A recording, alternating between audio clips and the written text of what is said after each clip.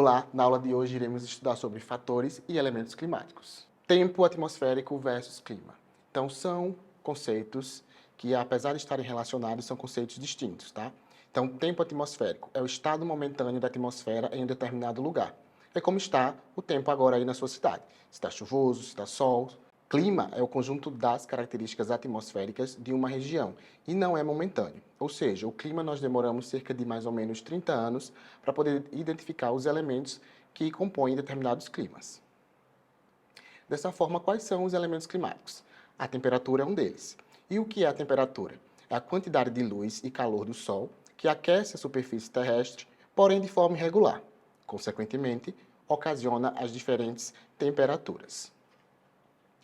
Outro elemento climático é a umidade, que é o vapor de água presente na atmosfera que pode ocorrer ou não a precipitação. Então, quanto mais umidade, maior será a probabilidade da gente ter precipitação, ou seja, chuva.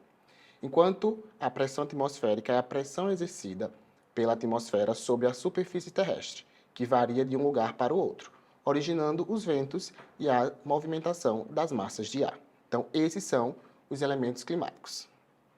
Além dos elementos climáticos, nós vamos ter os fatores climáticos, que são eles: latitude, altitude, maritimidade, continentalidade e correntes marítimas. Agora nós vamos ver um por um. O que é latitude? A latitude são áreas próximas à linha do Equador, que recebem mais radiação solar e, consequentemente, são mais quentes. Ou seja, quanto mais próximo da linha do Equador, mais radiação, mais quente será esse clima. Enquanto as regiões polares recebem menos raios solares e as temperaturas são mais baixas. Ou seja, quanto mais distante da linha do Equador, as temperaturas tendem a ser mais baixas. Altitude. A altitude diz o seguinte: quanto maior a altitude, mais baixa será a temperatura do ar. A cada 200 metros, a temperatura diminui cerca de 1 grau. Ou seja, quando nós vamos subindo montanhas, por exemplo, esse clima vai ficando mais frio. Maritimidade, como o próprio nome já diz, tem a ver com o mar, ou a proximidade dos mares e oceanos.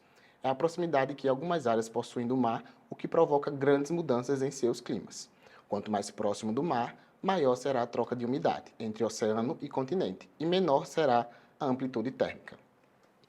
Ou seja, quanto mais próximo do oceano, maior será a umidade. E o que é essa amplitude térmica? É a variação entre a menor temperatura e a mais alta de determinado lugar. Continentalidade é o oposto de maritimidade. Quanto mais distante dos oceanos e mares, mais baixa será a umidade e maior será a amplitude térmica. Ou seja, quando a gente vai se afastando do mar, ou seja, indo para o interior dos continentes, menor será essa umidade, porque o oceano ele manda a umidade, né? Há uma troca de umidade aí entre oceano e continente, enquanto que no meio dos continentes não tem essa proximidade. E maior será a amplitude térmica, ou seja, durante o dia vai fazer muito calor e durante a noite fazer muito frio. É isso que a gente chama de amplitude térmica.